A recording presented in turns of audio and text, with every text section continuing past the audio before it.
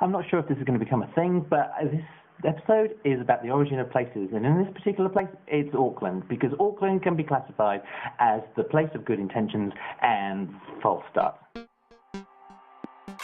So in 1840, William Hobson, Lieutenant William Hobson, should I say, the first governor of New Zealand, enthusiastically bought 3,000 acres between Mount Eden and the Bay of Manukau to become what will be the city of Auckland.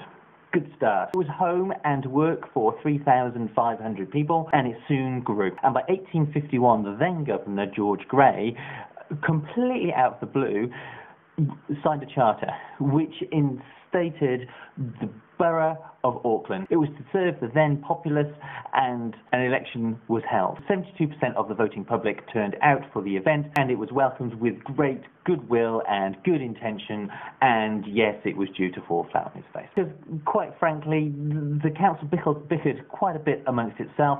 The governor didn't front up the cash that he'd promised, and 15 miles on horseback for council meetings was apparently a little bit too far. By the following year of 1852, nobody's really interested, and no councillors were elected at all. In 1852, the Constitution Act reinstated a new form of local government, yay! Which failed miserably, because within a very short space of time, it was left pretty much penniless, because nobody really wanted to pay their rate, not least of which was the then chairman of the board, who, for whatever legal reasons, refused to pay his rate too. Lead by example, that's what I say.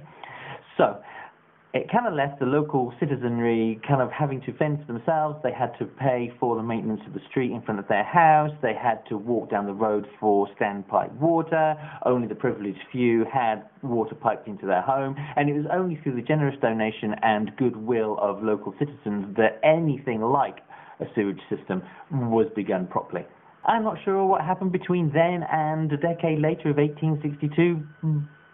But we're here again. But only this time, 15% of the voting population decided to go to the polls, which kind of leads you to believe that there was a distinct lack of enthusiasm for local government. Apparently the rates were too high, people refused to pay, so it limped along then for another financial year, and in 1863 it was disbanded. But don't worry, 1863, woo! Another form of local government. This time it began the City Board of Auckland.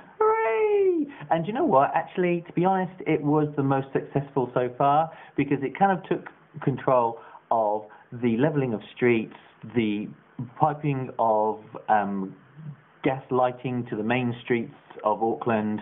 The police force was properly funded, professional firefighters. It even had a hand in local schools and the hospitals. All good. Well, when I say all good, I kind of mean not quite really all good, because it looked really good on the surface, but boy did it smell. Because that sewage system that was begun those years ago wasn't really finished, and the piped water idea still remains something of a pipe dream.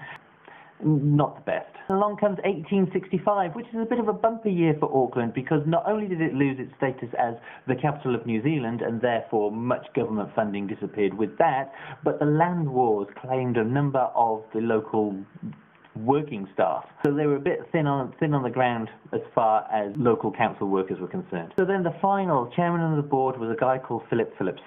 No kidding, it was Philip Phillips. His job to lead that City Board of Auckland as best he could, with very poor press and very, very poor help from the provincial government. But he limped along for a little while longer, until finally in 1867, with the Municipal Corporations Act, hurrah, Auckland was then classified as being worthy of being a proper local government. And there we're going to end it. Go the City of Sails. I'll catch you tomorrow.